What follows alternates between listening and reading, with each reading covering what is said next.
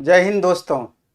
Assistant loco pilot and technician, बहुत सारे बच्चे जो आईटीआई पास किए हैं, चूंकि आईटीआई करने का भी मैक्सिमम बच्चों का मुख्य उद्देश्य ही यही होता है, assistant loco pilot and technician main target में होता है। अन्य सारे भी इस क्वालिफिकेशन से आप एग्जाम में पार्टिसिपेट कर सकते हैं, लेकिन मुख्यतया बहुत सारे बच्चों को बहुत तरह का कंफ्यूजन है कि असिस्टेंट लोको पायलट और टेक्नीशियन को लेकर के कि इसका क्वालिफिकेशन क्या है, नंबर ऑफ वैकेंसीज वगैरह के बारे में, या कौन कौन से ट्रेड वाले बच्चे इसका फॉर्म भर सकते हैं, मिनिमम क्वालिफाइंग मार्क्स क्या होता है, इसके अलावा भी कितने चरणों में इसकी एग्जाम होती है, पीटी होता है, सीबीटी 1 होता है, सीबीटी 2 कितने चरण में होता है, फिर उसके बाद सीबीटी 3 को आप साइको भी बोल सकते हैं, उसके बाद मेडिकल वेरिफिकेशन होता है, डॉक्यूमेंट्स वेरिफिकेशन होता है, बहुत तरह के इसमें चीज आपको जानने के लिए होते हैं। तो हम चाहते हैं कि एक ही वीडियो में इसकी संपूर्ण जानकारी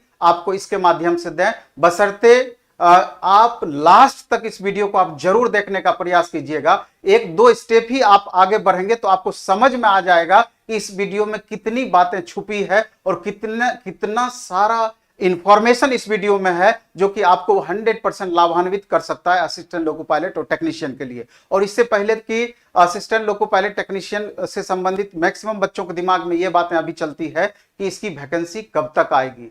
हम हमेशा बोलते हैं कि बहुत बातें आपके या हमारे हाथों में नहीं होती है, और वैकेंसी का जो पोजीशन है वो किसी से छिपी हुई नहीं है। पहले क्या होता था कि रेगुलर प्रत्येक साल वैकेंसी आती थी, बाद में हुआ कि फिर 2 साल गैप होने लगा, फिर उसके बाद 3 साल गैप होने लगा, और कमोबेश अभी वही वर्तमान सिचुएशन है कि 3 साल 3.5 साल गैप लगभग एक वैकेंसी से दूसरे वैकेंसी के बीच में दिख रहा है। और चूंकि लगभग 3 साल आपका हो गया इसके पहले की वैकेंसी का, तो अब यह है कि कभी भी इसकी वैकेंसी आ सकती है। वैसे भी ऑपरेटिंग पोस्ट वाली जो ये सब टेक्निकल वैकेंसीज है, आपका नॉन टेक में थोड़ा विलंब हो सकता है, लेकिन इसमें बहुत ज्यादा विलंब आपका नहीं होना है। तो जो बच्चे आईटीआई कर चुके हैं या जो बच्चे वर्तमान में आईटीआई कर रहे हैं, उनको लगता है कि 2-4-6 महीने में हमारा रिजल्ट आ जाएगा, या मे बी की वैकेंसी अगर अगले साल के प्रथम तिमाही में वैकेंसी निकलती है नेक्स्ट ईयर 2023 में, तो अभी से आप सीरियसली तैयारी करेंगे, तभी उस समय तक में आपका तैयारी पीक पे रहेगा। तो इन छोटी छोटी बातों पर आपको ध्यान रखना है, क्योंकि जब भी लोको पायलट टेक्नीशियन की वैकेंसी आती है तो अच्छी खासी संख्या में इसकी वैकेंसी आती है, और इसका कट ऑफ पर भी जब आप गौर करेंगे तो दूसरे एग्जाम के बनिस्पत कट ऑफ इसका नॉर्मल रहता है या बनिस्पत कम रहता है। इसलिए बच्चों में इसके प्रति अभिरुचि या रुचि बनी हुई रहती है, क्योंकि गवर्नमेंट जॉब के प्रति जो अट्रैक्शन होता है, बहुत सारे नॉन टेक बच्चे जो सिंपली डिग्री लिए हुए थे तो तेजी से वो आईटीआई करना चाहते हैं कि हमको जल्दी जॉब प्राप्त हो। तो इसलिए अगर आप आईटीआई कर लिए हैं या आईटीआई कर रहे हैं तो इस वीडियो को देखना नितांत आपके लिए आवश्यक है। और हर छोटी छोटी जानकारी, आज हमारे साथ में इंजीनियर आशीष सर हैं, और ये भी संजोग से इंजीनियर आशीष सर हैं। तो इंजीनियर आशीष सर इलेक्ट्रिकल, इंजीनियर आशीष सर मैकेनिकल, और आप समझेंगे कि इलेक्ट्रिकल का ही आपका पार्ट है। आईटीआई का जो ट्रेड होता है, इलेक्ट्रीशियन, वायरमैन, इलेक्ट्रॉनिक्स, कई सारा इलेक्ट्रॉनिक्स मैकेनिक, और मैकेनिकल का पार्ट आपका डीजल मैकेनिक, फीटर वगैरह मैकेनिकल का पार्ट है। इसलिए दोनों सर को हम अपने साथ में रखे कि अगर सर ही खुद से अगर इसके बारे में विस्तार से बताएं तो हमको लगता है कि ज्यादा से ज्यादा आपको समझ में भी आएगी, और सर बहुत अच्छे से एक्सप्लेन भी इस बात को कर पाएंगे। और तैयारी की आपकी क्या रणनीति होनी चाहिए। नॉन टेक तो मैक्सिमम बच्चे लगातार पढ़ते हैं, नॉन टेक के बारे में हम दूसरा वीडियो भी आपके लिए स्पेशल बनाएंगे, लेकिन ट्रेड से संबंधित जो एक्सपर्ट टीचर अभी आपके साथ में, दोनों इंजीनियर सर जो आपके साथ में है, तो इनसे बेहतर कोई भी एक्सप्लेन नहीं कर सकता। इसलिए हम आपको ये कहते हैं कि बहुत बातें अभी मार्केट में इस तरह की होती है, तो उस पर नहीं जाना है। आप जो देखेंगे समझेंगे, आपको क्वालिटी का भी एहसास टीचर का हो जाएगा। उस बात पर जो आंखों से आप देख रहे हैं, जो सुन रहे हैं, उस पर ज्यादा से ज्यादा विश्वास आपको करना चाहिए। और हम उम्मीद करते हैं कि ये वीडियो 100% आपके लिए लाभान्वित होगा, और जो अभी से आप टारगेट अगले एएलपी के लिए बनाएंगे, टेक्नीशियन के लिए बनाएंगे, ये उसमें बिल्कुल मील का पत्थर साबित होगा आपके लिए। तो चलिए, हम चाहेंगे सर एक्सप्लेन करना स्टार्ट करें और दोनों सर मिल करके इसमें पार्टिसिपेट करें। धन्यवाद सर। जी बहुत बहुत धन्यवाद सर। मित्रों, आपके बीच में ये बताने के लिए आया हूं कि बहुत लंबे समय से आपकी रिक्वायरमेंट थी कि सर एएलपी से संबंधित वीडियो डालिए और इसकी पूरी जानकारी हमें दीजिए। तो आज हमारे साथ मैकेनिकल एक्सपर्ट आशीष सर भी हैं, और मैं स्वयं इलेक्ट्रिकल से ही हूं, और ईश्वर की दया से हम दोनों का नाम भी आशीष ही है। और हमें लगता है कि इस वीडियो के माध्यम से जो हम आपके बीच अपनी बात को रखना चाहते हैं, तो इस परीक्षा से, इस एएलपी बनने का जो सपना आपका है, मुझे लगता है ईश्वर भी आशीष जरूर आप पर बरसाएं। तो इन शब्दों के साथ हम आगे आपको बताने के कार्यक्रम को बढ़ाते हैं। तो एएलपी, इसका पूरा नाम है साथियों असिस्टेंट लोको पायलट। और असिस्टेंट लोको पायलट, आप समझ रहे हैं कि एक पायलट जो एरोप्लेन को चलाता है और एक ये पायलट है जो आपकी रेलगाड़ी का संचालन करता है। तो पूरे ट्रेन के चलाने की जिम्मेदारी आप ही के ऊपर होती है और आप हजारों लोगों के जीवन को एक स्थान से दूसरे स्थान पर ले जाने का भी काम करते हैं। और दूसरी बात यह भी बता दें कि भारतीय रेलवे हिंदुस्तान का सबसे बड़ा जॉब प्रोवाइडर सेक्टर रहा है हमेशा से, और लाखों लोग इसमें आज भी रोजगार से जुड़े हुए हैं। तो जैसा सभी सर भी बता रहे थे कि वैकेंसी कब आएगी, ये सब तो हमारे या सर के हाथ में नहीं है, ये आने वाली स्थितियों पर निर्भर करेगा, जिसकी सूचना आपको जरूर मिलती रहेगी। लेकिन ये जरूर हमारे हाथ में है कि हम तैयार हो जाएं, जो वैकेंसी आएगी या असिस्टेंट लोको पायलट है उसको बनने के लिए या इस सपने को साकार करने के लिए हमें करना क्या होगा। तो उस करने से पहले हम आपको बताते हैं, बड़ा इंटरेस्ट रहता है हमारे आईटीआई के मित्रों का, खास करके जो नए साथी हैं जिनका अभी मार्कशीट नहीं आया है, रिजल्ट आ गया है, और कुछ ऐसे साथी हैं जो 2022 सेशन वाले हैं, उनका रिजल्ट आना बाकी है, एग्जाम होना बाकी है। तो इन दोनों युवा साथियों के लिए हम सबसे पहले उनका इंटरेस्ट रहता है कि भाई साहब एएलपी में सैलरी कितना मिलता है। तो आइए आशीष सर जरा सैलरी के बारे में बताइए हमारे मित्रों को, सैलरी कितना रहता है। धन्यवाद सर। जैसा कि सर ने आपको बताया, आज हमें बहुत अच्छा लग रहा है कि इलेक्ट्रिकल वाले सर जो कि एमटेक किए हुए हैं और हमारा भी एमटेक हो चुका है, तो हम लोग काफी इस फील्ड में रिसर्च किए हुए हैं। आप ये समझिए हम लोगों का जो इसमें रोल है ना, वो आपको दिख जाएगा, क्वालिटी दिख जाएगा। तो हम इस चीज को यहाँ पे शुरू करते हैं। जो आपका देखिए आपके सामने ये लोको पायलट के लिए जो आपका वेतन कितना होगा और उसके बाद आपका प्रमोशन जो होगा किस किस स्टेप में होगा, तो आप यहां पे इन सब चीजों को देखेंगे तो आपको पता चल जाएगा कि आपको तैयारी करना चाहिए। तो देखिए सबसे पहला चीज है कि आपका जो वेतनमान यहां पे दे रखा है, यहां पे वेतन के बारे में अगर हम बात करेंगे, वेतनमान आपको यहां पे दिख रहा है। देखिए अगर हम इसके बारे में बात करें तो वेतन जो है, देखिए वेतन जो है आपका 5200 से लेकर के 20,000 तक है। आपका 5200 से लेकर के 20,000 तक का ये वेतन आपको दिखा रहा है, जो कि पे स्केल आपका यहां पे है, जो कि पे स्केल है। और ग्रेड पे देखेंगे तो ये 1900 का ग्रेड पे है। लेकिन अगर बेसिक पे के बारे में बात करेंगे तो ये 19,900 रुपया ये आपका बेसिक पे है। लेकिन ये आपका 7th पे मैट्रिक्स पे उसी के बेसिक पे आधार पर कैलकुलेट किया हुआ है। अब देखिए इन सब चीजों को अगर हम लोग कैलकुलेट करते हैं तो आपका कुल वेतन जो मिलता है वो लगभग आपका इतना से इतना के बीच में आपका फ्लक्चुएट करेगा। तो ये इसका मेन फंडा होता है। जिनको भी अगर थोड़ा सा भी डाउट होगा कि हमें वेतन कितना मिलेगा, हमारा पे स्केल क्या होगा, हमें हर महीने की हमारी सैलरी कितनी बनेगी, तो आप इनको यहां पे समझ सकते हैं। इसके बाद देखिए आपका एक प्रमोशन का बहुत बढ़िया यहां पे लिस्ट हमने तैयार किया है। और ये लिस्ट जो है आपके बहुत काम का होगा, क्योंकि आप अगर कहीं जॉब करते हैं तो आपको अपना फ्यूचर देखना चाहिए कि हमारा स्टेप जो है वो हम किस स्टेप में हम आगे बढ़ेंगे वहां पे। तो आपके लिए एक बेहतरीन चीज हम यहां पे डिस्क्राइब करने जा रहे हैं आपको, तो ये आपके लिए इंपॉर्टेंट होगा। देखिए आप जब यहां पे सेलेक्ट होंगे तो आपका पोस्ट होगा असिस्टेंट लोको पायलट का। लेकिन जैसे ही आप कुछ दिन काम करेंगे, आपका अगर एक्सपीरियंस बढ़िया रहा तो आपका यहां पे तुरंत सीनियर पोस्ट पे आप चले जाएंगे, यानी कि senior assistant loco pilot post पे आप चले जाएंगे। देखिए कितना फास्ट यहां पे हो रहा है। अगर आपका परफॉर्मेंस बेहतर रहता है तो सरकार आपको बहुत बड़ी अपॉर्चुनिटी देती है कि आप तुरंत ही सीनियर पोस्ट पे चले जाएंगे। और सीनियर पोस्ट पे चले जाने के बाद आप फिर लोको पायलट को ग्रहण कर लेंगे। और लोको पायलट जब आपको मिल जाता है तो उसके बाद समझिए कि आपको लोको पायलट का जो चरम होता है, जहां पे आपको जाना चाहिए, उसके आसपास आप पहुंच चुके हैं। और लास्ट जो इसका स्टेज होता है वो आपका होता है पावर कंट्रोलर। और यहां पे क्रू कंट्रोलर और लोको पायलट का जो सुपरवाइजर होता है वो यहां पे बन जाता है। तो ये इनका प्रमोशन है। और भी जो इनकी गतिविधि है, और इनको हम लोग दूसरे स्लाइड में देखेंगे कि वो दूसरा स्लाइड कैसा है। तो सर दूसरे स्लाइड के बारे में यहां पे बताएंगे आपको। तो मित्रों आपने देख लिया कि हमारा जो सैलरी है वो 30 से 40 हजार आपको शुरुआती वेतन मिलता है। और साथ ही साथ हमने प्रमोशन को देखा, तो ऐसा सोचना है कि प्रमोशन के साथ साथ आपकी वेतन भी बढ़ती है, सुविधाएं भी बढ़ती है और आपका जीवन बड़ा सुखद होता है। तो अब हम शैक्षणिक योग्यता के बारे में बात करते हैं कि शैक्षणिक योग्यता हमारी न्यूनतम कितनी होनी चाहिए जो एएलपी के लिए आवश्यक है। साथियों असिस्टेंट लोको पायलट या टेक्नीशियन, इन दोनों पदों के लिए, असिस्टेंट लोको पायलट या टेक्नीशियन, इन दोनों पदों के लिए जो शैक्षणिक योग्यता है उसके लिए आपको 10वीं तो होना ही चाहिए। ठीक है। अब 10वीं में अगर आपने फर्स्ट डिवीजन किया है तब भी आप योग्य हैं, आप सेकंड डिवीजन है तब भी आप योग्य हैं। इस सारी बातों को लेकर आपको मन में संशय नहीं रखना है। लेकिन 10वीं के अलावा आपको आईटीआई होना जरूरी है साथियों, ठीक है। 10th के अलावा आपको आईटीआई निश्चित रूप से होना चाहिए। अब आईटीआई किन किन ट्रेड से होना चाहिए? तो आईटीआई मित्रों, अगर आपने इलेक्ट्रीशियन ट्रेड से 2 साल का कोर्स किया है तो आप बिल्कुल योग्य हैं। यदि आपने इलेक्ट्रॉनिक्स से आईटीआई कंप्लीट किया है तब भी आप योग्य हैं।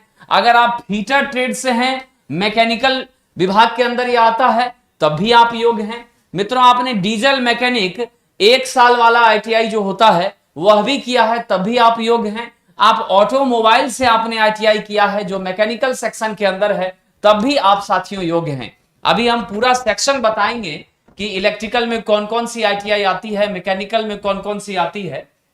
लेकिन एक और बात आपको मैं बताऊं कि 10th प्लस आईटीआई के अलावे यह जो वैकेंसी है हमारे डिप्लोमा के साथियों के लिए भी बहुत मजेदार वैकेंसी है, क्योंकि बहुत बार ये शिकायतें रहती है कि इसमें तो सिर्फ डिप्लोमा एलिजिबल है, इस वैकेंसी में तो सिर्फ बीटेक एलिजिबल है। लेकिन यह साथियों एक जबरदस्त वैकेंसी है जिसमें आईटीआई किया वो भी आएंगे, डिप्लोमा वाले साथी भी आएंगे और हमारे बीटेक भी मुस्कुराते हुए यहां आ सकते हैं। साथियों, 10th प्लस डिप्लोमा, यदि आपने आईटीआई नहीं किया और आप 10वीं के बाद बिल्कुल आपने डिप्लोमा किया है, लेकिन ध्यान रखेंगे डिप्लोमा आपने इलेक्ट्रिकल इंजीनियरिंग से किया हो, आपने इलेक्ट्रॉनिक्स इंजीनियरिंग से किया हो, इलेक्ट्रॉनिक्स एंड कम्युनिकेशन इंजीनियरिंग से, आप मैकेनिकल इंजीनियरिंग से डिप्लोमा किया, या फिर आप ऑटोमोबाइल इंजीनियरिंग से डिप्लोमा किया, ठीक है।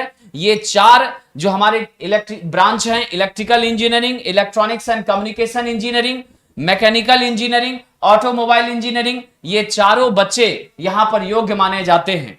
इसके साथ ही साथ हमारे बीटेक या बैचलर ऑफ इंजीनियरिंग, बी या बीटेक, इस दोनों में से कोई भी डिग्री आपके पास है और आप बिल्कुल इलेक्ट्रिकल इंजीनियरिंग से हैं, इलेक्ट्रॉनिक्स एंड कम्युनिकेशन से हैं, आप मैकेनिकल से हैं, आप ऑटोमोबाइल से हैं, तो आप एकदम योग्य हैं साथियों। तो आप ध्यान रखेंगे असिस्टेंट लोको पायलट के लिए हमारा 10th प्लस आईटीआई के साथी, 10th प्लस डिप्लोमा के हमारे युवा साथी, बीटेक के हमारे साथी, ये सभी योग्य हैं। साथ ही साथ अगर बात करें हम असिस्टेंट लोको पायलट के अलावे एक जो महत्वपूर्ण पद हमारा यहाँ टेक्नीशियन का है, ठीक है, तो टेक्नीशियन के लिए ये सभी छात्र तो योग्य होते ही हैं। आपको 10th आईटीआई, डिप्लोमा और बीटेक भी योग्य होते हैं, लेकिन जिन्होंने 11th प्लस 10 प्लस 2 यानी जिन्होंने 12वीं फिजिक्स, केमिस्ट्री और मैथ से कंप्लीट की है, पीसीएम से कंप्लीट की है, ठीक है, जिसने फिजिक्स, केमिस्ट्री और मैथ से इंटरमीडिएट किया है या सीबीएसई से 12th किया है, आईसीएसई बोर्ड से किया है, वो सभी बच्चे टेक्नीशियन पद हेतु योग्य माने जाते हैं। यानी आप ओनली टेक्नीशियन के लिए एलिजिबल हैं, आप एएलपी के लिए योग्य नहीं है साथियों, आप ओनली टेक्नीशियन के लिए एलिजिबल है, ठीक है। यहाँ पे जैसा कि मेंशन सर ने यहाँ पे मेंशन किया हुआ है कि जो 10th प्लस 2 किए हुए हैं वो पीसीएम से होना चाहिए, यानी कि फिजिक्स, केमिस्ट्री, मैथ से होना चाहिए। वो सिर्फ और सिर्फ अगर जिनके पास ये डिग्री होगा वो सिर्फ और सिर्फ किसके लिए एलिजिबल होगा, तो केवल और केवल इलेक्ट्रिशियन जो पोस्ट होते हैं उनके लिए वो एलिजिबल होंगे। बाद बाकी सर ने बाइफरकेट करके आपको बता दिया है कि जो 10th किए हुए हैं और प्लस में आईटीआई किए हुए हैं वो इन सारे अगर ट्रेड में अगर वो आईटीआई किए होंगे तो उनके लिए बेहतर अपॉर्चुनिटी है। उसके बाद देखिए जो 10th किए हैं साथ ही साथ जो डिप्लोमा किए हैं उनके लिए ये सारा चीज है, और जो बी बीटेक वाले हैं उनके लिए यहां पे सामने आपको दिख रहा है। अब यहां पे एक चीज आपके सामने जो नोट करके लिखा हुआ है सिविल इंजीनियरिंग का, तो सिविल इंजीनियरिंग वाले जो हैं या फिर कंप्यूटर साइंस इंजीनियरिंग वाले जो हैं वो इसके लिए योग्य नहीं है। चलिए आगे सर कंटिन्यू करेंगे। सही बात है सर, सिविल और कंप्यूटर के जो हमारे साथी हैं, चाहे उन्होंने डिप्लोमा या बीटेक किया है, उनका एएलपी में कोई वैकेंसी नहीं आती है और उस पद के लिए वो योग्य नहीं माने जाते हैं। आगे उम्र की रहती है कि हमारी उम्र जो है अधिकतम क्या हो सकती है और न्यूनतम क्या हो सकती है। तो जो युवा साथी आपको हम जानकारी दे दे, जो अनरिजर्व कैटेगरी के हैं, सामान्य श्रेणी के जो हमारे मित्र हैं, सामान्य श्रेणी के मित्रों के लिए जो उम्र की सीमा है वो 18 से 30 वर्ष है। यानी न्यूनतम 18 साल अगर आपकी उम्र हो चुकी है और आपने आईटीआई कंप्लीट कर लिया है तो आप जम के तैयारी करके बहुत कम उम्र में नौकरी पा सकते हैं, और अधिकतम 30 वर्ष, ठीक है। तो सामान्य वर्ग के छात्रों के लिए अधिकतम 30 वर्ष आयु है। ओबीसी कैटेगरी के लिए, जो ओबीसी अदर बैकवर्ड कास्ट है, अन्य पिछड़ा वर्ग है, उसके लिए अधिकतम उम्र की सीमा 33 वर्ष है, 33 इयर्स रखी गई है। और जो एससी कैटेगरी के छात्र हैं उनके लिए 35 वर्ष अधिकतम उम्र की सीमा है। और एसटी कैटेगरी के मित्रों के लिए भी 35 वर्ष अधिकतम उम्र की सीमा है। यानी एससी और एसटी कैटेगरी के जो हमारे साथी हैं उनकी अधिकतम उम्र की सीमा 35 है और न्यूनतम तो आपको पता ही चल गया, सभी के लिए 18 से, ठीक है। यानी 18 से 35, 18 से 35 एससी एसटी के लिए, ओबीसी के लिए 18 से 33 इयर्स और अन्य रिजर्व समान के लिए 18 से 30 वर्ष ये उम्र की सीमा होती है। अगला स्लाइड आपके सामने आपको दिख रहा होगा कि जो आपका चयन प्रक्रिया होगा, हर चीज को आपको गौर से समझना होगा, तभी आप उस चीज पे फोकसाइज्ड होंगे। देखिए आपके सामने जो आपका सिलेक्शन का जो प्रोसीजर है उसके बारे में अगर मैं बात करूंगा तो यहां पे एएलपी या टेक्नीशियन दोनों के लिए, एएलपी या टेक्नीशियन दोनों के लिए अगर हम बात करेंगे तो दो फेजेज में आपके एग्जाम होंगे। एक तो आपका सीबीटी 1 होगा, एक आपका सीबीटी 2 होगा। ध्यान रखेंगे, एक आपका सीबीटी 1 होगा और एक आपका सीबीटी 2 होगा। हम लोग दोनों को अच्छे से आपके सामने रखेंगे ताकि आपको कोई कंफ्यूजन ना रह जाए। तो सीबीटी 2 जो होता है इसमें आपका पार्ट ए और पार्ट बी आएगा, ये आपके लिए बहुत इंपॉर्टेंट होगा। हम लोग सीबीटी 1 को जब क्रॉस करेंगे तो सीबीटी 2 आपके लिए बहुत ही चैलेंजिंग चीज होगा और यहीं से आपका सिलेक्शन प्रोसीजर स्टार्ट हो जाएगा। तो सर अभी एक्सप्लेन करेंगे सीबीटी 1 का क्या सीन है और सीबीटी 2 का क्या सीन है, फिर हम लोग आगे बात करते हैं। साथियों, सीबीटी का मतलब होता है कंप्यूटर बेस्ड टेस्ट। क्या होता है इसका मतलब? Computer based test. यानी यह परीक्षा जो आपकी आयोजित होगी वो कंप्यूटर के माध्यम से होगी, यानी ऑनलाइन परीक्षा ली जाएगी, ठीक है। तो सीबीटी 1 के बारे में हम विस्तार से अभी बात करेंगे कि इसका सिलेबस क्या होता है। तो आपको चयन प्रक्रिया को आप समझ लें कि पहले तो आपको सीबीटी 1 करना है, पहला जो सीबीटी 1 है ऑनलाइन टेस्ट वो देना है। फिर जब आप वहां क्वालिफाई करते हैं तो आप सीबीटी 2 के लिए आते हैं। सीबीटी 2 में आपकी दो परीक्षाएं होती है, एक पार्ट ए होता है, दूसरा पार्ट बी होता है। जब यहां से भी आप चयनित हो जाते हैं तब आपका सीबीएटी होता है जो कंप्यूटर आधारित एप्टीट्यूड टेस्ट होता है, जिसको साइको कहा जाता है, ठीक है। और याद रखेंगे ये साइको सिर्फ किसके लिए होता है? असिस्टेंट लोको पायलट के लिए होता है। टेक्नीशियन में साइको का एग्जाम नहीं होता है साथियों। और जब आप साइको को असिस्टेंट लोको पायलट के लिए कंप्लीट कर जाते हैं, चयनित हो जाते हैं वहां, तब लास्ट में आपकी क्या होती है? डॉक्यूमेंट वेरिफिकेशन होती है, ठीक है।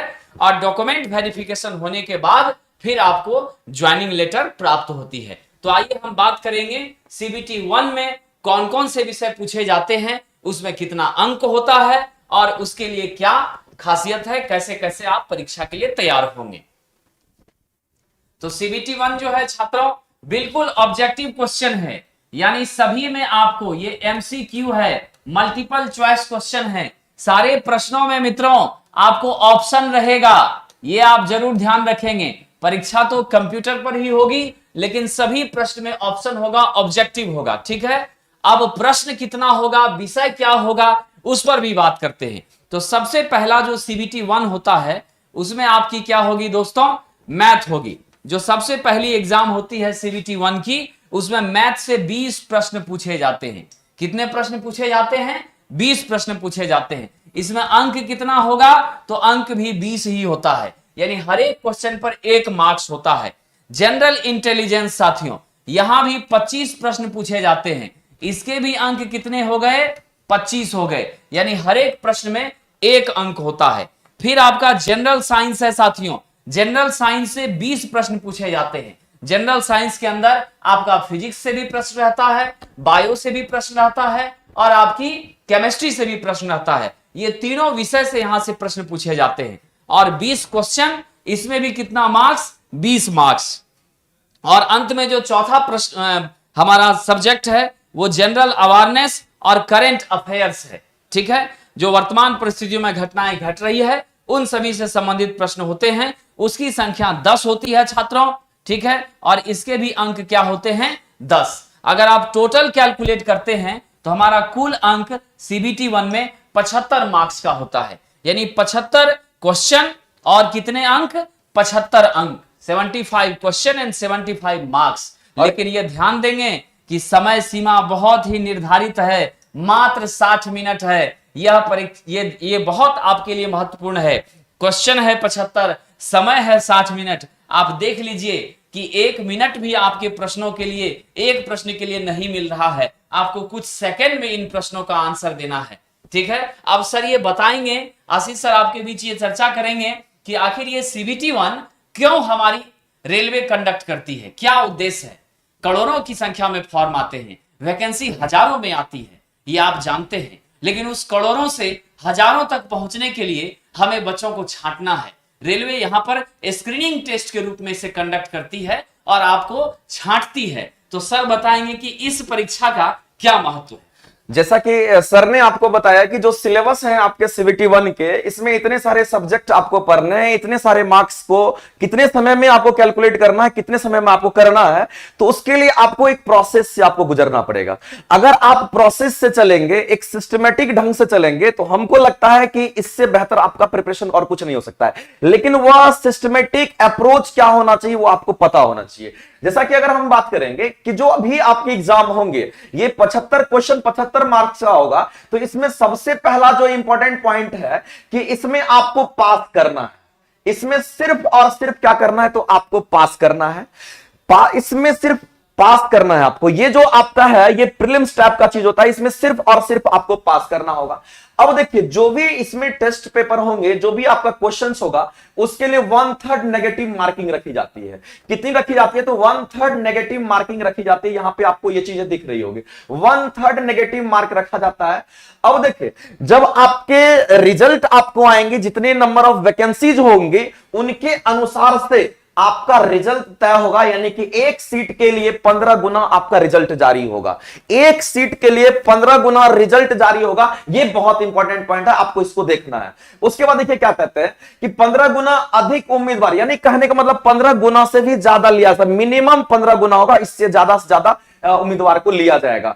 अब देखिए, सबसे इंपॉर्टेंट चीज यहां पे एक और आ जाता है कि जो मिनिमम जो क्वालिफाइंग मार्क्स होगा वो कितना होना चाहिए। मिनिमम क्वालिफाइंग मार्क्स जो होगा वो डिपेंड करेगा कि कितने नंबर ऑफ स्टूडेंट हैं, कितने कितने मार्क्स बने हैं, उन सारी बातों पे डिपेंड करेगा। लेकिन जो मिनिमम रखा गया वो रिजर्व कैटेगरी का, अनरिजर्व के लिए 40% है, और रिजर्व में ओबीसी है तो अगर वो उसका 30% है। अगर एससी के बारे में बात करेंगे तो 30% है, और अगर एसटी के बारे में बात करेंगे तो ये 25% है। ये मिनिमम क्वालिफाइंग मार्क्स है। मैं बार बार बोल रहा हूं, ये मिनिमम क्वालिफाइंग मार्क्स है, यानी कि इतना आपको लाना पड़ेगा। अब देखिए, दूसरा चीज ये है कि ये भी एक इंपॉर्टेंट लाइन हुआ है कि आपके जो प्रश्न रहेंगे ये हिंदी और इंग्लिश दोनों मीडियम में रहेंगे। इसलिए जो लोग इंग्लिश मीडियम वाले होंगे ना, उनको भी कोई परेशानी नहीं होगी। जो लोग हिंदी मीडियम वाले हैं उनको भी कोई परेशानी नहीं होने वाली है यहां पे। तो ये इंपॉर्टेंट चीज है, ये जान गए तो आपका एनालिसिस यहां पे भी होना बहुत जरूरी है, क्योंकि आपका सिलेक्शन जो होगा इन्हीं सारे प्रोसीजर के हिसाब से ही आपका सिलेक्शन होगा। और एक बार मैं फिर और बता देना चाहता हूं कि ये जो CBT 1 होगा ये सिर्फ और सिर्फ क्वालिफाइंग मार्क्स के लिए होगा। सर एक्सप्लेन करेंगे नेक्स्ट जो आपका स्लाइड होगा। बिल्कुल सर, आपने एकदम सही कहा है कि CBT 1 जो है वो सिर्फ बच्चों की छटनी के लिए होता है। इसका हमारे फाइनल मेरिट लिस्ट में कोई योगदान नहीं होता है, लेकिन इसे क्वालिफाई करना आपके लिए बिल्कुल आवश्यक है। अगर आप इसे पास नहीं करते हैं तो आप समझ लीजिए कि इस कंपटीशन परीक्षा की दौर से आप बाहर हो चुके हैं। ठीक है, आगे की प्रक्रिया में आप शामिल नहीं हो पाएंगे। तो इस स्टेज को पार करने के बाद दूसरा स्टेज क्या है, हम उस पर पहुंचते हैं। इसको पार करने के बाद जो दूसरा स्टेज है साथियों, उसको CBT 2 कहते हैं। क्या कहते हैं, CBT 2 कहते हैं। यह भी कंप्यूटर बेस्ड टेस्ट है और यह भी ऑनलाइन ही होगा, और इसमें भी साथियों आपको क्या मिलेंगे, वैकल्पिक प्रश्न मिलेंगे। यहां भी ऑब्जेक्टिव क्वेश्चन होगा और उन ऑब्जेक्टिव का MCQ का आपको आंसर देना है। तो मैं पार्ट ए के बारे में आपसे चर्चा करता हूं कि जब आप CBT 1 क्वालिफाई कर जाते हैं, उसके बाद आप आते हैं कहां, दूसरे एग्जामिनेशन CBT 2 के लिए। और यही CBT 2 का जो दोनों चरण है, आपका पार्ट ए और पार्ट बी, यही आपके सफलता के बिल्कुल करीब आपको ले जाएगा। तो पार्ट ए में विद्यार्थी जी यहां भी देखिए, आपको तगड़ा मेहनत करना है। मैथ में यहां भी 25 प्रश्न पूछे जाते हैं और उसका भी अंक कितना होता है, 25 होता है। जनरल इंटेलिजेंस में यहां भी आपको 25 प्रश्न पूछे जाते हैं और उसका भी अंक 25 होता है, यानी प्रत्येक प्रश्न पर आपको 1 अंक मिलते हैं। बेसिक साइंस और इंजीनियरिंग ड्राइंग, ठीक है, बेसिक साइंस और इंजीनियरिंग ड्राइंग से प्रश्न पूछे जाते हैं। ये इंजीनियरिंग ड्राइंग जो है, ये विषय आप लोगों ने आईटीआई के दौरान जरूर आपको पढ़ने को मिलता है। इसमें ये इंजीनियर की भाषा होती है, जिसमें ग्राफिकल रिप्रेजेंटेशन से हम क्या करते हैं, अपनी बातों को दूसरे इंजीनियर्स को समझा पाते हैं, या हमारे टेक्नीशियन उसी डिजाइन के आधार पर अपने काम को करते हैं।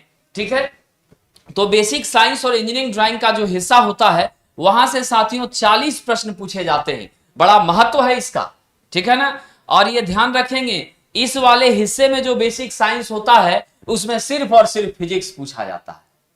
ये एक बहुत महत्वपूर्ण बात मैं आपके बीच रख रहा हूं कि जो पहला वाला सीबीटी था, उसके बेसिक साइंस में फिजिक्स, केमिस्ट्री और बायोलॉजी तीनों पूछे जाते थे, और यहां वाले बेसिक साइंस में सिर्फ फिजिक्स पूछा जाता है मित्रों। और इसके अलावे आपकी कौन सी सब्जेक्ट होती है, तो बेसिक इंजीनियरिंग ड्राइंग होती है। ये एकदम ध्यान रखेंगे, ठीक है। और यहाँ का फिजिक्स थोड़ा दमदार रहता है, सर फिजिक्स के जबरदस्त फिजिक्स पढ़ाते हैं। और मैं ये कहना चाह रहा हूं कि आप जब बेसिक साइंस पढ़ेंगे तो आपको फील आ जाएगा, बेसिक साइंस पढ़ेंगे तो मजा आएगा। इसके साथ साथ देखिए, ये इंजीनियरिंग ड्राइंग की बात हो रही है। मेरे भाई, मेरे मित्र, मेरे दोस्त, आपको यह समझना है कि आपके सिलेबस सारे एकदम भरपूर आपके मेहनत किए हुए होने चाहिए। देखिए, इंजीनियरिंग ड्राइंग का जो सवाल है ना, इसको मैं ऐसे करवाऊंगा, आप उस समय जब पढ़ोगे तो आपको पता चल जाएगा, इनकी क्लैरिटी आपको सामने में दिख जाएगी।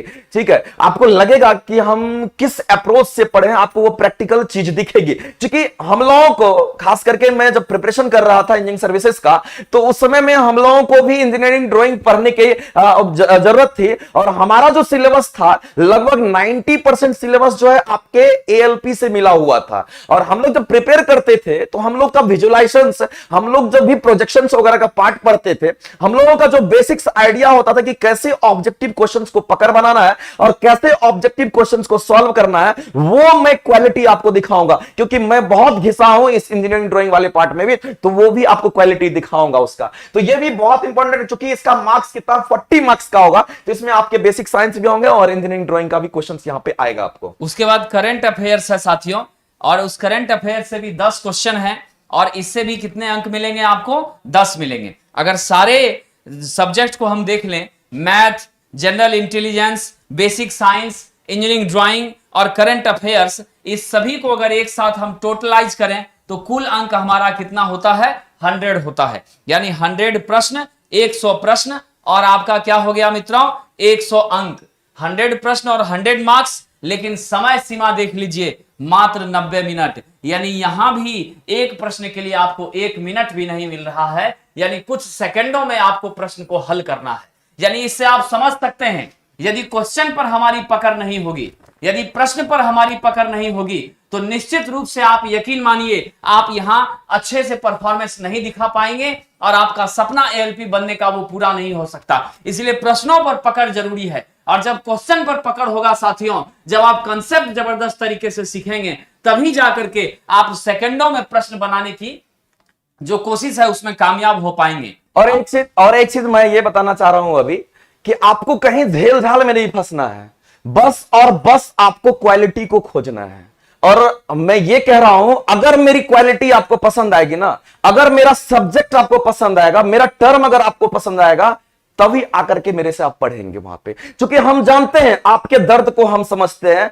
हम भी उसी रास्ते से घिसे हैं जिस रास्ते से अभी आप घिस रहे हैं। हम आपको पूरी तरह से समझ रहे हैं, और हम चाहेंगे कि अपना जितना हो सकता है उतना बेस्ट दे करके वो सब्जेक्ट आपका इतना मजबूत कर दें कि आपको लगेगा कि नहीं, हम कॉन्फिडेंस से ही 10 क्वेश्चन ज्यादा सॉल्व कर सकते हैं। तो आपको ज्यादा झेल झाल में कहीं उस तरह से आपको कुछ माहौल में नहीं जाना है कि दिखावटी कुछ है और होता कुछ है, वैसे माहौल में आपको कहीं नहीं फंसना है, एकदम काम करना है। अब चूंकि देखिए, बार बार समय नहीं मिलता है, 4 साल के बाद फिर वैकेंसी आएगी, तो ये 4 साल का जो गैप होगा ना, वो आपके लाइफ को बर्बाद कर देगा। तो आपको चूज करना है कि हम राइट डायरेक्शन में हम कहां जाएंगे। तो ये अगर डिसीजन आपका अगर परफेक्ट हो गया ना, तो मेरा मानिए आपका रिजल्ट तय है। तो डिसीजन लेने में इस बार गलती किसी को नहीं करना है। तो आगे सर एक्सप्लेन करेंगे, जो कि आपका पार्ट ए का है। इसमें जो नेगेटिव मार्किंग है वो भी आपके सामने गिवन है। फिर हम लोग पार्ट बी के बारे में बात करेंगे, क्योंकि पार्ट बी का बहुत बड़ा इंपॉर्टेंट रोल होता है, तो उसके बारे में हम लोग यहां पे बात करेंगे। तो सर आपके सामने अभी नेगेटिव मार्किंग होगा, सर यहां पे एक्सप्लेन करेंगे आपको। साथियों, हमारी जो पार्ट ए की एग्जाम हुई है,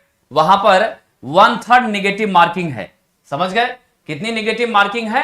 1/3 नेगेटिव मार्किंग है। ये 1/3 नेगेटिव मार्किंग का मतलब क्या होता है? यानी आप अगर आपने 3 प्रश्न गलत बना दिए तो एक प्रश्न का अंक आपका खत्म हो जाएगा, डिडक्ट हो जाएगा, कैंसिल हो जाएगा। समझ गए? यानी आपने अगर 9 क्वेश्चन गलत कर दिए तो 3 प्रश्नों का अंक आपका समाप्त हो जाएगा, और जो वो सारे 9 गलत हुए उसका अंक भी आपको नहीं मिलेगा। यानी आपको 9 का 9 अब प्लस आपका 3 यानी 11 मार्क्स का आपको जो है सो 12 मार्क्स का क्या हो जाएगा? यदि आपने 3 इंटू 3 यानी 9 क्वेश्चन आपने गलत बना दिए तो आपको 9 मार्क्स तो इसके गलत बनाने के कारण डिडक्ट हो जाएगा, प्लस निगेटिव मार्किंग के कारण आपका क्या हो जाएगा साथियों? अलग से 3 अंक और कट जाएगा, यानी 12 नंबर आपके क्या हो जाएंगे? माइनस में चले जाएंगे। इस वजह से आप ध्यान रखेंगे कि ऐसी कोई गलती करने का प्रयास आप नहीं करेंगे। सर बहुत बेहतरीन चीज आपको यहाँ पे कैलकुलेट करके सर ने बताया। ये बहुत बड़ा खतरा का चीज होता है। जिसके पास नॉलेज होगा ना वही इस चीज को रोक सकता है, वही एक्यूरेसी बना सकता है, अदरवाइज गलती लोग करेंगे। तो सर ने बहुत अच्छा चीज आपको एक्सप्लेन करके बताया कि आपका मार्क्स का कहां पे आप लैक करेंगे, तो आप क्वालिटी वाले चीज को हमेशा खोज करके आप काम करेंगे। देखिए यहाँ पे नेगेटिव मार्किंग जो है 1/3 सर ने एक्सप्लेन कर ही दिया है, और न्यूनतम जो क्राइटेरिया है इसका, जो आपके क्वालिफाइंग मार्क्स होने चाहिए वो आपका अनरिजर्व कैटेगरी के लिए 40% है, और आपके जो ओबीसी का है वो आपका 30% है, और एससी के लिए 30% और एसटी के लिए भी कितना है तो 25% आपको दिया रखा है। ये पहले भी हम एक्सप्लेन कर चुके हैं, सेम आपका यहां पे भी उसको ये फॉलो कर रहा है। अब जो हमारे लिए सबसे इंपॉर्टेंट चीज है वो पार्ट बी है। सर भी आएंगे आपके सामने, पार्ट बी का मैं बात कर रहा हूं। पार्ट बी बहुत बड़ा आपका ये कहिए कि इस एलपी के लिए बैकबोन होता है। क्यों? इसके पीछे का रीजन है, आप जब पिछला हिस्ट्री उलट करके देखेंगे ना तो आपको पता चलेगा कि जो लोग लेट किए, जो लोग लेट से प्रिपरेशन करना शुरू किए, वो इसके बहुत बड़े भुक्तभोगी हैं। तो मेरे भाई, मेरे दोस्त, अगर जिनको जज्बा है, जिनको करना है नौकरी, तो उनके लिए एक बहुत बड़ी अपॉर्चुनिटी है कि पार्ट बी को टारगेट करके आप पार्ट बी को ऐसा बना लीजिए, ऐसा क्वालिटी डेवलप कर लीजिए कि आपसे जो सिलेक्शन प्रोसीजर वाला है ना वो भी आपसे घबरा जाए कि हम किसको सेलेक्ट करें इनमें से। वैसा क्वालिटी आपको डेवलप करना पड़ेगा। तो इस तरह ये पार्ट बी को थोड़ा सा एक्सप्लेन करेंगे। पार्ट बी में साथियों आईटीआई ट्रेड थ्योरी से प्रश्न पूछे जाते हैं, और ये वही आईटीआई ट्रेड थ्योरी है जिसे 2 साल 1 साल डीजल मैकेनिक के दौरान, इलेक्ट्रीशियन के दौरान, फिटर के दौरान, इन सारे ट्रेडों के पढ़ने के दौरान आपने अध्ययन किया है। चाहे वो आपके फर्स्ट ईयर का सिलेबस हो, चाहे आपके सेकेंड ईयर का सिलेबस हो, दोनों सालों के पूरे सिलेबस से यहां प्रश्न पूछे जाते हैं। और यहां पर जो प्रश्न है साथियों वो 75 प्रश्न पूछा जाता है, यानी 75 क्वेश्चन सिर्फ और सिर्फ आपको आईटीआई ट्रेड से होता है। लेकिन यहां भी साथियों 75 प्रश्न, और समय की सीमा मात्र 60 मिनट। कितनी समय सीमा है? मात्र 60 मिनट। यानी यहां भी सेकंडों में आपको प्रश्न हल करने हैं, 1 मिनट भी आपको नहीं मिल रहा है। और यह ध्यान रखिएगा, अगर आपने, जैसे मैंने बताया था आपको कि अगर आप पहले स्टेज में क्वालिफाई नहीं करते हैं तो निश्चित रूप से आप दूसरे स्टेज के लिए योग्य नहीं होते हैं, और जब आप सीबीटी 2 के पार्ट ए में क्वालिफाई कर जाते हैं तब जाके आपको पार्ट बी देना होता है। और पार्ट बी जो है ये एग्जाम देना बहुत महत्वपूर्ण है, क्योंकि जब तक आप इस पार्ट बी के एग्जाम में क्वालिफाई नहीं करेंगे आपका मेरिट लिस्ट नहीं बनेगा, क्वालिफाइंग स्कोर नहीं कंसीडर किया जाएगा। यानी कि इसकी न्यूनतम उत्तीर्णता अंक जो है साथियों वो 35% है। अब यहां मैं आपको एक बात बता दूं, 35% कम से कम आपको लाना ही है। इसका मतलब बहुत सारे युवा साथी समझते हैं कि अगर हम 75 अंक में से 35% अंक ला लिए, यानी 27 मार्क्स जो है वो अगर हमने ला लिया, 26-27 नंबर हमने ला लिया तो मेरा हो जाएगा। मैंने बहुत सारे युवा साथियों से मेरी बात हुई है, और जो पिछले आईटीआई के हमारे साथी रहे हैं, एएलपी में जिनका चयन भी हुआ या जो असफल भी रह गए, उन मित्रों से, उन साथियों से, उन बच्चों से जब हमने बात की तो उन्हें यह लग रहा था कि सर हमें तो पता था कि 26-27 नंबर तक हम पहुंच जाएंगे और ट्रेड में तो मेरा सिलेक्शन हो जाएगा, लेकिन सर ऐसा हो नहीं पाया। साथियों ये 26-27 नंबर लाने की जो बात है, ये 35% जो लाने की बात है, उसके नीचे ये आप ध्यान से नहीं देखते हैं, ये न्यूनतम उत्तीर्णता अंक है, ये अधिकतम नहीं है। अधिकतम की सीमा यहां निर्धारित नहीं की गई है। समझ गए। और हमने अनुभव किया था, जिन बच्चों ने ट्रेड में 60, 65, 67 नंबर लाए थे, आज वो रेलवे में अपना जीवन चमका रहे हैं। इसीलिए ये 26-27 के चक्कर में मत पड़ना साथियों। आपको 35% न्यूनतम है, आपको ज्यादा से ज्यादा अंक लाने हैं, ताकि आपका मेरिट लिस्ट में यहां से क्या होगा, आपके चयन की जो प्रोबेबिलिटी है वो बढ़ेगी। लेकिन ध्यान रखिएगा, निगेटिव मार्किंग यहां भी है। और सबसे बड़ी बात तो ये है कि हम दो लोग जब कभी भी, दोनों आदमी जब कभी भी बात करते हैं तो बहुत अच्छा लगता है कि हमारा भाई जो वेट कर रहा है उसको उस मुकाम पे हम लोग पहुंचाएंगे। क्यों? क्योंकि हमारा ये कोर सब्जेक्ट रहा है। हम भी मैकेनिकल बैकग्राउंड से इतने घिसे हुए हैं, हमको पता है कि किस टॉपिक में आपको कहां परेशानी होगी और कहां पे किस लेवल में आपको पढ़ाना है, किस लेवल में आपको मटेरियल देना है। तो कभी भी बात होती है तो हम लोगों को लगता है कि नहीं, इस बार अच्छे से काम करना है, और वैसे बच्चे को, जो बच्चे को लगता है कि हम नहीं कर पाएंगे, वैसे बच्चे का कॉन्फिडेंस इतना हाई लेवल में लेके जाना है ताकि वो सिलेक्शंस के बहुत करीब हो और उनको सिलेक्शंस मिल जाए। तो अगला जो होगा उस स्टेप को हम लोग यहां पे फिर देखते हैं। अगला स्टेप जो हमारा है, अगला प्रोसीजर जो होगा उसको हम लोग देखेंगे यहां पे। देखिए, बिल्कुल। अब जब तीनों परीक्षाएं हमने दे दी है, तो अब हमारे चयन के लिए मेधा सूची का निर्धारण कैसे होगा, यानी मेरिट लिस्ट कैसे बनेगा साथियों। तो असिस्टेंट लोको पायलट के लिए जो हमारी फाइनल मेरिट लिस्ट होती है वो आप यहां देख लीजिए। CBT 1 सिर्फ और सिर्फ आपको क्या करना था साथियों, ये क्वालिफाइंग था, यानी इसको पास करना जरूरी था, और इसको बिना पास किए आप CBT 2 में नहीं आ सकते थे। यानी पहली छटनी आपकी यहीं पर है, और यहां 15 गुना रिजल्ट हैं, जितनी सीटें हैं उसका 15 गुना रिजल्ट यहां पर दिया गया। और जब 15 गुना रिजल्ट यहां दिया गया, उसके बाद CBT 2 में आप चयनित हुए, और CBT 2 में आपने दोनों एग्जाम को क्रैक किया छात्रों। कौन कौन सा? आपका स्टेज 1, ठीक है, स्टेज ए, और दूसरा स्टेज बी, जिसमें स्टेज बी में सिर्फ और सिर्फ आपको ट्रेड से प्रश्न पूछा गया था। और जब इस दोनों एग्जाम को आपने क्वालिफाई कर लिया, ठीक है, तब देखिए कि क्या आपके बीच रहता है। तो CBT 2 के मार्क्स का ज्यादा से ज्यादा स्कोर करना क्यों आवश्यक है, जो मैं अभी कह रहा था कि आप 26-27 के चक्कर में मत पड़ना, उसका मुख्य रीजन ये है, 70% अंक जो हैं वो आपको फाइनल मेरिट लिस्ट में CBT 2 से ही लिए जाते हैं। यदि आप ट्रेड में बहुत अच्छा करते हैं तो स्वाभाविक है आपका यहाँ स्कोर बढ़ता है। नॉन टेक में भी आपको अच्छा करना एकदम आवश्यक है, क्योंकि 40% तो लाना है नॉन टेक में भी, और टेक में वहां 35 लाना है जो मिनिमम है। और यदि हमने वहां अच्छा मार्क्स लाया है तो 70 में मेरा यहाँ स्कोर क्या हो जाएगा, बहुत ही ज्यादा अच्छा हो जाएगा। और जब मेरा स्कोर यहाँ 70 में, मान लीजिए आप टोटल 65 से लेकर के 70 के बीच पहुंचते हैं, तो आपको लगता है किसी में ताकत है कि आपको रोक लेगा? आपको तो कोई नहीं रोक पाएगा, आपको तो गारंटी जॉब होनी ही होगी। और दूसरी बात मैं ये कहना चाह रहा था कि मेरे दोस्त, कि हम लोग जब ट्रेड पढ़ाते हैं, या हम लोग यहाँ पे ट्रेड, अभी हमारा ऑफलाइन बैच भी चल रहा है, हम लोग ट्रेड पढ़ाते हैं, तो हम बच्चे को यही कहते हैं हमेशा कि जितना हम कॉन्सेप्ट देते हैं ना, उससे जाकर के आप किसी भी बुक से जाके क्वेश्चन बनाओ, आपसे देखना क्वेश्चंस हल्के वे में बनेगा। आपको लगेगा कि जो मैंने पढ़ा है, जो उसका इमेजिनेशन आपको दिखेगा। क्वेश्चंस रटना नहीं है। हम दोनों का हमेशा से टारगेट यही रहता है कि क्वेश्चंस आपको रटने नहीं दूंगा, क्वेश्चंस को समझ करके कैसे सॉल्व करना है देखेंगे तो कॉन्सेप्ट याद आएगा। ये चीजें हम लोगों का मेन मूल, इस चीज के लिए हम लोग का टारगेट ही रहता है। तो आगे की बात अगर करेंगे तो वो आपका साइको का है, जिसका 30% मार्क्स इंक्लूडेड होता है। तो साइको भी इंपॉर्टेंट है। आप अगर सब कुछ कर लिए तो लास्ट में एक साइको है, इसमें भी आपको बेहतर करना है। तो हमारे यहां सारे एक्सपर्ट हैं, क्योंकि हमारे यहां कोई भी टीम जो है, कोई भी जो क्वालिटी वाले टीचर है, सब के सब हमारे यहां उपलब्ध है। आपको जो करना होगा आप अच्छे तरीके से यहां पे कर सकते हैं।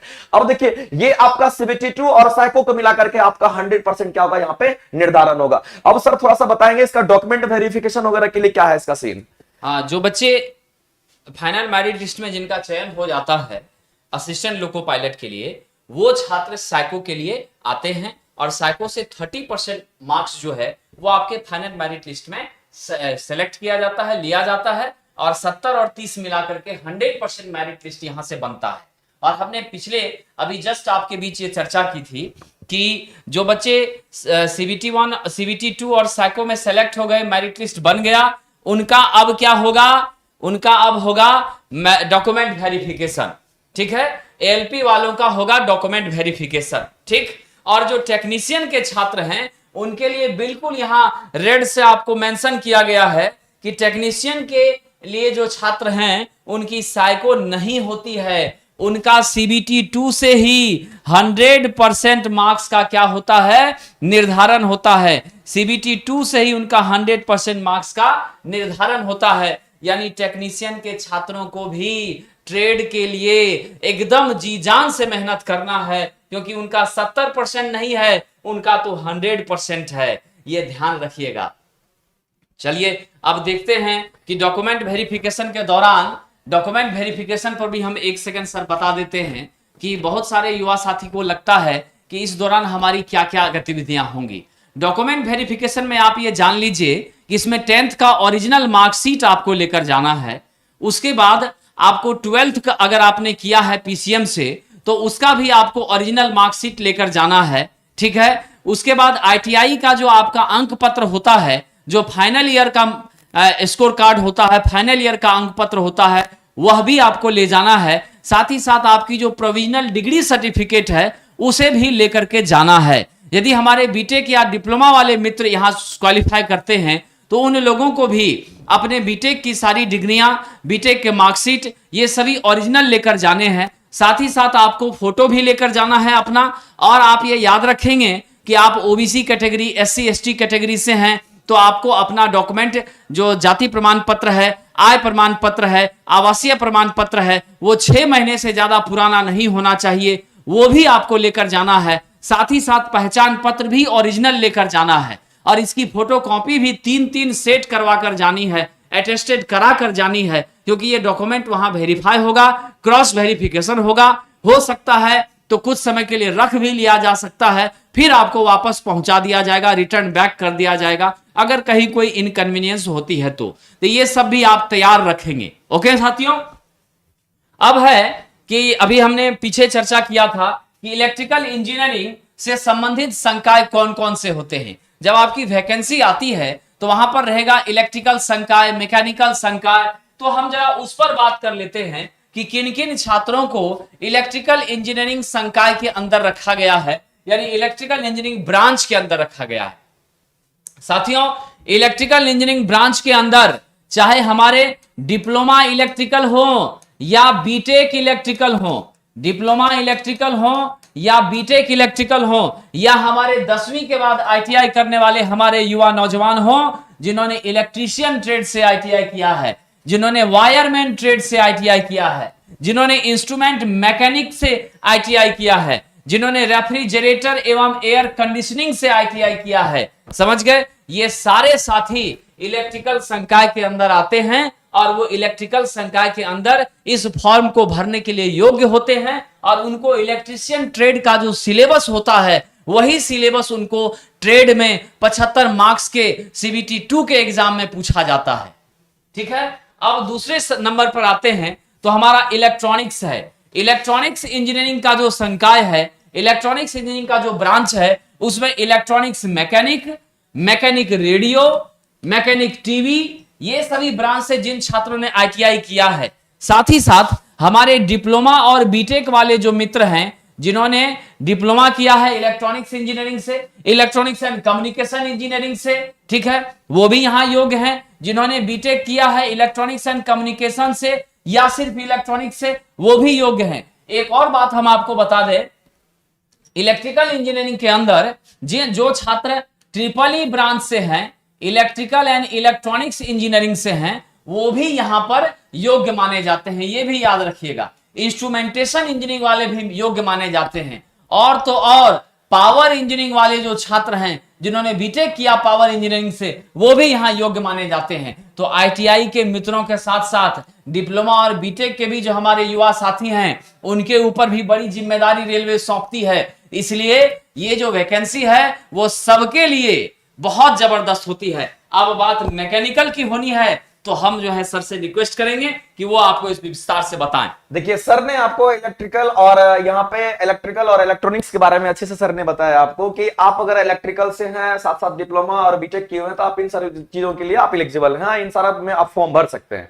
अब आती है बात यहाँ पे मैकेनिकल के बारे में मैं बात करूं। अगर मैकेनिकल इंजीनियरिंग आप किए हुए हैं या फिर आप डिप्लोमा से किए हैं या फिर बीटेक से किए हैं, सेम चीज यहां पे भी वही चीज एलिजिबिलिटी है आपका कि अगर आप डिप्लोमा से हैं या फिर आप बीटेक से, लेकिन मैकेनिकल इंजीनियरिंग आपका ये ब्रांच रहा है, तो आप फीटर जो मैकेनिकल का होता है वो कोर होता है, उसमें आप देखेंगे तो पूरा का पूरा फीटर फील्ड का सब्जेक्ट होता है, मजा आ जाएगा उसमें।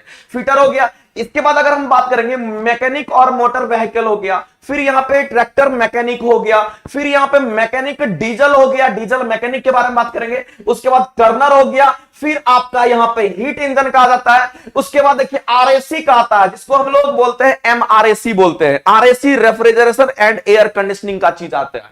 तो ये सारा चीज जो है, जो लोग मैकेनिकल इंजीनियरिंग के बैकग्राउंड से है, चाहे वो डिप्लोमा हो या फिर बीटेक हो, वो इन सब में से किसी को भी चूज करके अपना फॉर्म फिलअप करेंगे और इन सब चीजों में उनको जिसमें इंटरेस्ट लगता है कि नहीं, जिसमें हमारा पकड़ है, जो सब्जेक्ट हमारे लिए यूजफुल होगा, उन सब्जेक्ट के जरिए क्या कर सकते हैं, तो वो आप इतना पेपर सीबीटी 2 में जो पेपर पार्ट 2 होगा उसको आप कर सकते हैं। इसके बाद आपका एक चौथा नंबर में जो आपको दिख रहा है वो है ऑटोमोबाइल का, ऑटोमोबाइल इंजीनियरिंग और उससे संबंधित जो आपके संकाय है, इसके लिए भी सेम चीज है कि आपका डिप्लोमा के साथ साथ क्या होना चाहिए, यानी कि बीटेक होना चाहिए। इसमें देखिए कौन कौन से ट्रेड आपके सामने, एक तो मैकेनिक मोटर व्हीकल है, और दूसरा जो है वह ट्रैक्टर मैकेनिक है, तीसरा जो है यह मैकेनिक डीजल है, और चौथा जो है आपका हीट इंजन है। कहने का मतलब है कि जो लोग ऑटोमोबाइल इंजीनियरिंग किए हुए हैं वो लोग इनके लिए एलिजिबल हैं। इनमें से आप किसी को भी अप्लाई कर सकते हैं, इनमें किसी से भी आप फॉर्म अप्लाई करके आप अपना परफॉर्मेंस यहां पे दे सकते हैं। अब लास्ट में बचा 5वां नंबर, सर आपको यहां पे गाइड करेंगे। छात्रों, जो हमारे 10+2 इंटरमीडिएट फिजिक्स, केमिस्ट्री और मैथ से जिन्होंने किया है, पीसीएम से जिन्होंने इंटरमीडिएट किया है, मैंने अभी बताया था कि वो हमारे जो छात्र हैं पीसीएम से जिन्होंने इंटरमीडिएट किया है वो बिल्कुल योग्य होते हैं आपको टेक्नीशियन के लिए। ठीक है, किसके लिए योग्य होते हैं? टेक्नीशियन के लिए योग्य होते हैं। और टेक्नीशियन के लिए जो ये छात्र योग्य होते हैं, अब बड़ा सवाल ये होता है कि उनको ट्रेड में किस विषय से प्रश्न पूछे जाने हैं। तो हमारे इंटरमीडिएट के जो युवा साथी फिजिक्स, केमिस्ट्री, मैथ वाले मित्र हैं, उनको इन्हीं तीनों ट्रेड में से किसी एक को चुनना होगा। कौन कौन सा ट्रेड है? अगर वो इलेक्ट्रीशियन को चुनते हैं तो इलेक्ट्रीशियन से संबंधित प्रश्न उनको पूछा जाएगा। अगर वो इलेक्ट्रॉनिक्स मैकेनिक का चयन करते हैं तो उनको इलेक्ट्रॉनिक्स मैकेनिक से प्रश्न पूछा जाएगा। अगर वो वायरमैन का चयन करते हैं तो उनको वायरमैन से प्रश्न पूछा जाएगा। ठीक है, तो हमारे फिजिक्स, केमिस्ट्री, मैथ वाले साथी, इंटरमीडिएट वाले साथी जो इलेक्ट्रीशियन, जो टेक्नीशियन पद के लिए फॉर्म भरते हैं, उनको 75 मार्क्स का जो सीबीटी 2 में एग्जाम होगा ट्रेड के लिए, वो इन्हीं तीनों में से किसी एक ट्रेड से होगा। ये उनकी इच्छा पर है कि वो किस ट्रेड का चयन कर रहे हैं। ये जो सारा का सारा आपको विश्लेषण दिख रहा है, ये सबका विश्लेषण जो है ये ट्रेड के लिए है, और ये आपके लिए काफी इंपॉर्टेंट होगा। जो लोग पिछले बार नहीं क्वालिफाई कर पाए, जो लोग अपने उस जगह पे नहीं पहुंच पाए, जिनका सपना, क्योंकि जानते हैं आप कि रेलवे जो होता है ये हम लोगों के लिए, आप पूरे देश के लिए अगर इंडिया की मैं बात करूं तो उनके लिए एक ड्रीम जॉब माना जाता है। तो ये किसका भी ड्रीम नहीं होगा, ये कोई नहीं कह सकता है, सबका ड्रीम होगा। लेकिन मैं बात करूं, अगर आप ट्रेड में अगर अच्छे से अपना काम नहीं करते हैं तो ये तो आपका, आप ये समझिए कि इससे बेकार चीज कुछ नहीं होगा। तो आपको क्या करना है कि ट्रेड वाला जो चीज है इसको पूरा का पूरा फोकसाइज्ड हो जाना है। क्योंकि नॉन टेक तो बहुत लोग पढ़ते रहते हैं, लेकिन ट्रेड को लोग अचानक पढ़ते हैं। तो अचानक कोई भी चीज आप देखिएगा तो आप, जाहिर सी बात है कि चकाचौंध हो जाइएगा, आपको लगेगा कि क्या चल रहा है। तो आपको पूरा का पूरा एनालिसिस पे ध्यान देना है और कहां पे फोकस करना है ये आपको डिसाइड करना है। अगर कुछ भी परेशानी होती है तो आप डायरेक्ट आकर के हमारे ऑफिस वाले सेंटर पे भी, यहां पे जो हमारा प्लेटफॉर्म सेंटर है पटना का, आप यहां पे भी आकर के विजिट कर सकते हैं। इसके बारे में आपको और भी चीजें आपको बता दिया जाएगा। कोई भी कंफ्यूजन अगर रह गया होगा तो आप यहां पे पूछ सकते हैं उस चीज को। तो ये रहा आपका सारा प्रोसीजर जो था, किस हिसाब से आपको आना है, और अगर आपको अब लेट नहीं करना है। जो लोग लेट करेंगे वो हमेशा लेट करते चले जाएंगे। तो मेरे दोस्त, आपको अपने शरीर के अंदर, अपने मन के अंदर इससे पहले जो भी चीजें थी उसको निकाल देना है और नए सिरे से आपको अपने एग्जाम के लिए प्रिपेयर होना है। और हम दोनों आदमी हमेशा आपके साथ खड़े रहेंगे। जिस भी स्थिति में हो उस स्थिति में हम लोग काम करके आपको देंगे। आपको लगेगा कि नहीं, जो सब्जेक्ट हमको सर पढ़ाए हैं वो सब्जेक्ट, उस सब्जेक्ट का क्वालिटी हमको दिखता है। ऐसा हम लोग का विजुलाइजेशंस रहता है। हम लोग हमेशा विजुलाइजेशंस पे ही काम करते हैं। हम लोग कोई रटने रटाने वाले पे बात नहीं करते हैं। हम लोगों का हमेशा से फोकस रखता है कि बच्चे का इमेजिनेशन पावर को हमेशा बढ़ा दें। तो अगर सर कहना चाहते हैं लास्ट में तो सर कुछ कहेंगे, बाद बाकी ये वीडियो साथियों ना लेट करना है ना वेट करना है, क्योंकि अगर लेट और वेट इस दोनों के चक्कर में रहेंगे, हमें सिर्फ तैयार होना है। तो मैं ये कहूंगा, ना लेट करना है ना वेट करना है, हमें सिर्फ तैयार रहना है। और अंत में इस वीडियो में आपको एलपी के बारे में सारी जानकारी देने के बाद मैं कहना चाहूंगा, रख हौसला वो मंजर भी आएगा, रख हौसला वो मंजर भी आएगा, प्यासे के पास चलकर समंदर भी आएगा। साथियों, रख हौसला वो मंजर भी आएगा, प्यासे के पास चलकर समंदर भी आएगा। थक कर ना बैठे मंजिल के मुसाफिर, थक कर ना बैठे मंजिल के मुसाफिर, मंजिल भी मिलेगी, मिलने का मजा भी आएगा, मंजिल भी मिलेगी, मिलने का मजा भी आएगा। आप सभी को बहुत बहुत शुभकामनाएं। धन्यवाद।